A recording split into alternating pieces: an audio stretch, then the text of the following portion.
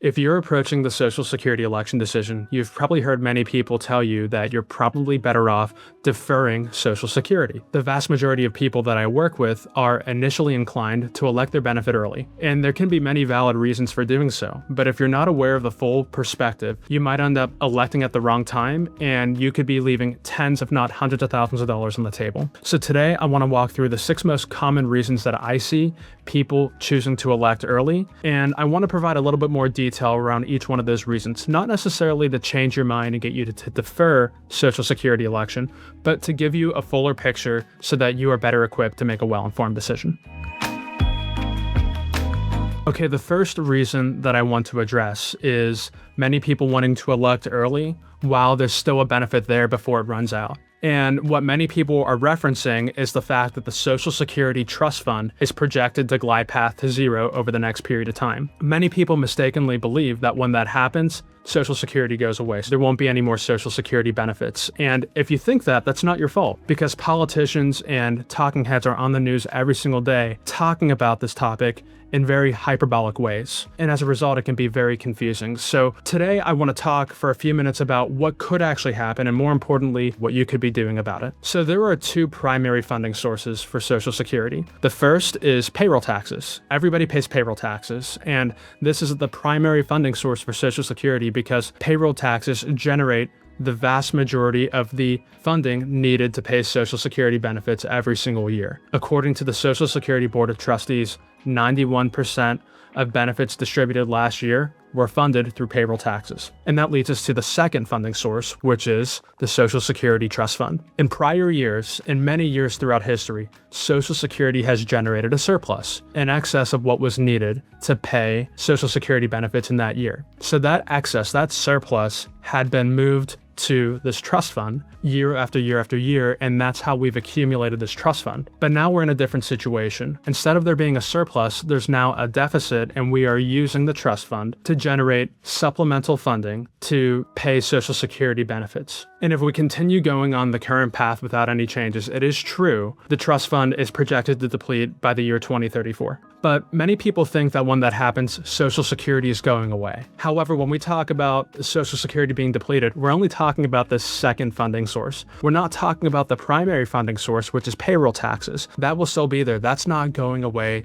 That is not changing. So it's not true that Social Security benefits are going to zero, but it is possible that without a further change, Social Security benefits could be reduced at the time that the trust fund is depleted. And according to many estimates, that reduction could leave benefits in the range of about 78 to 81% of the full benefit amount. Now, here's where I'll inject my personal opinion. In my opinion, that's probably not going to happen because those projections assume that we don't make any changes to Social Security to prolong its solvency. It would be very unpopular for politicians to allow the Social Security Trust Fund to glide path to zero and to allow seniors to receive a discount in their benefit. So in my opinion, there's likely to be policy changes that can prolong the solvency of Social Security, and there actually are policy proposals out there now. There is one that takes a hybrid approach, increasing payroll taxes, of delaying Social Security full retirement age for younger generations, and for establishing a second investment fund that has a lot more flexibility in how it can invest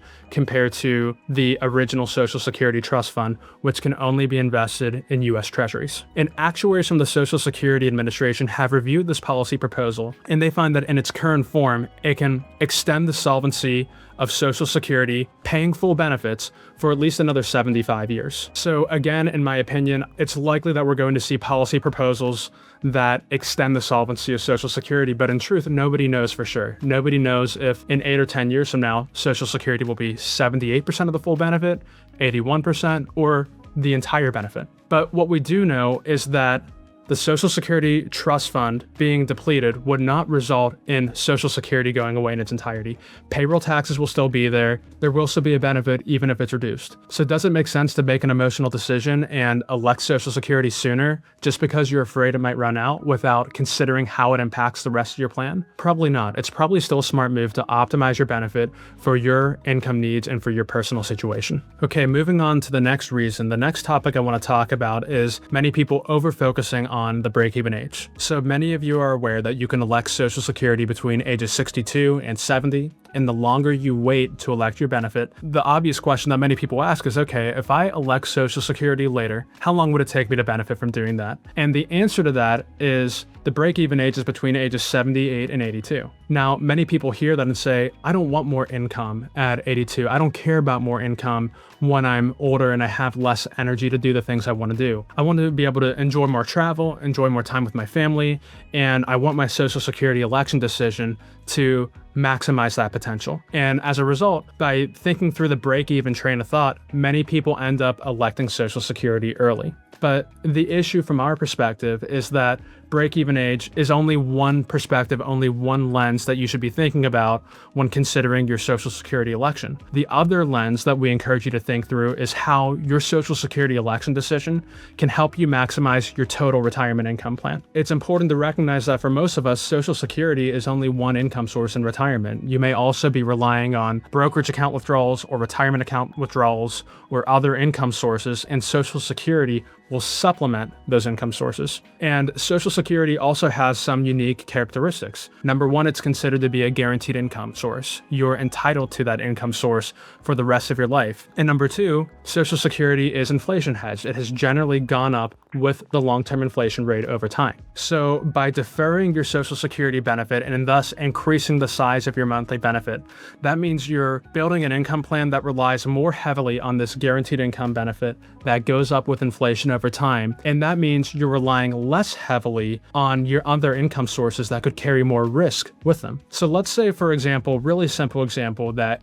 your age 67 Social Security benefit is $3,000 a month, and your age 70 benefit is $4,000 a month. Now let's say you need $6,000 a month in income. Well, if you elect at age 67, you're going to need to generate $3,000 a month in income from your other income sources like your investments. But if you elect at age 70, you'd only need to generate $2,000 a month from your other income sources. So you could see how by deferring, you're putting less strain on your other income sources from the time that you elect Social Security through the rest of your life. But what that also means is by relying less heavily on your other income sources after electing Social Security, that means in many cases, you can afford to rely more heavily on those income sources prior to electing Social Security. Now, that's not the case for everybody. It's really important that you review your Social Security election decision with your financial advisor to find the right election strategy for you. This concept is foundational to a 2022 study put on by the National Bureau of Economic Research, which finds that 90% of people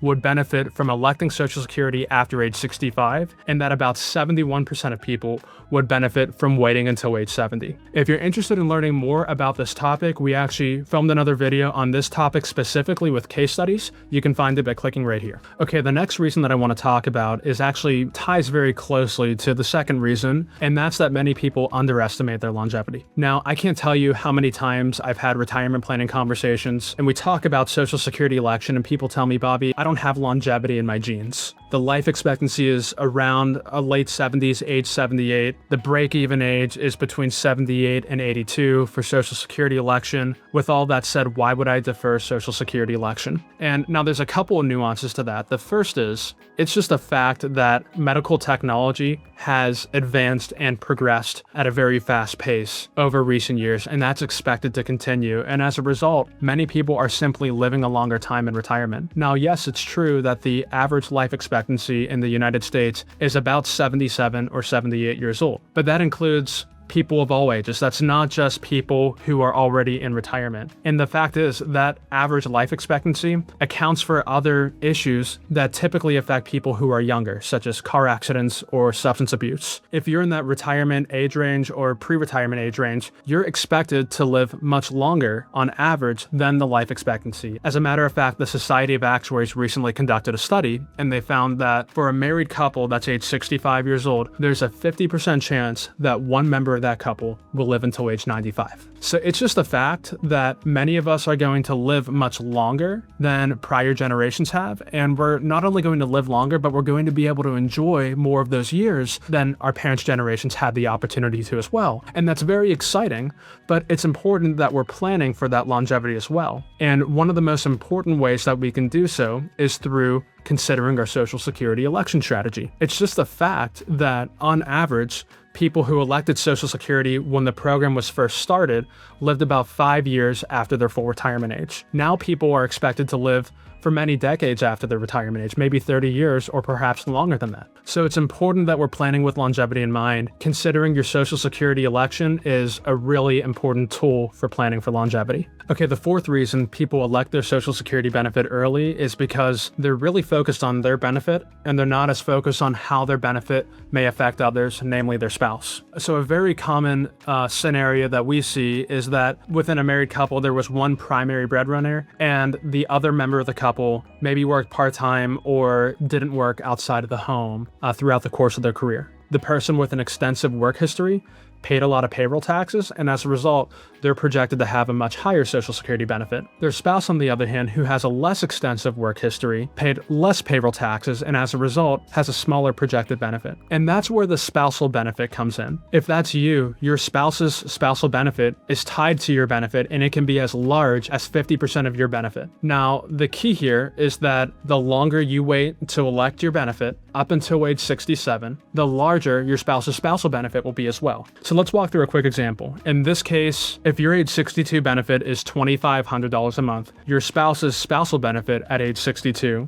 would be $812.50 a month. Now, if you wait until age 67 to elect your benefit would increase from $2,500 a month to $3,570 a month. But that's not all. By you waiting until your full retirement age, your spouse's benefit would increase to $1,160 a month. So if you're only thinking about how delaying impacts your benefit, you would only see about a $1,000 a month change. But if you also think about how your decision impacts your spouse's benefit, now you could see that by waiting results in a $1,400 a month increase in total Social Security benefits. In addition, that doesn't only increase maximum income potential in the base case of your plan, but it also helps when we think about plans B, C, D, and E. And as proactive planners, we always need to be thinking about what ifs. And God forbid, if something were to happen to you as the spouse with a larger benefit, by waiting to elect your benefit, your spouse would be entitled to a larger survivor benefit. You see, the survivor benefit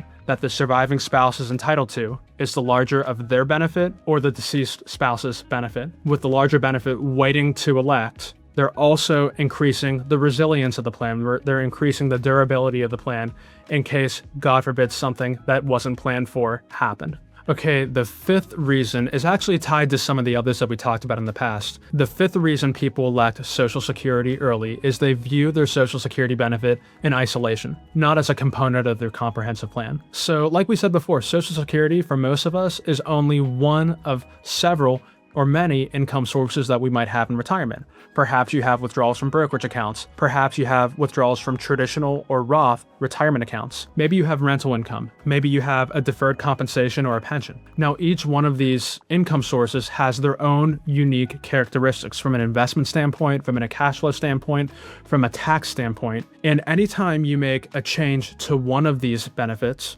to one of these income sources, whether it's Social Security or any others, that will have an impact on every other component of your retirement plan. And if your goal isn't to just be able to afford to retire, if your goal is to maximize what you have and get the very most out of retirement, it's important that you're making decisions that are in conjunction with each other, that are aligned with your goals for the near term and your broader vision for the future. So in doing so, we highly encourage you to think through your Social Security election decision, not just as a break-even analysis or not just thinking about what is my life expectancy, but thinking about how can I maximize what I get out of my retirement plan. Okay, the final reason, and I'll even call this one a mistake, is that people follow general rules of thumb or they listen to advice from their friends. Those rules of thumb could range from spousal election strategies to deferring as long as possible just because you've read or watched a video somewhere that deferring generally works for most people.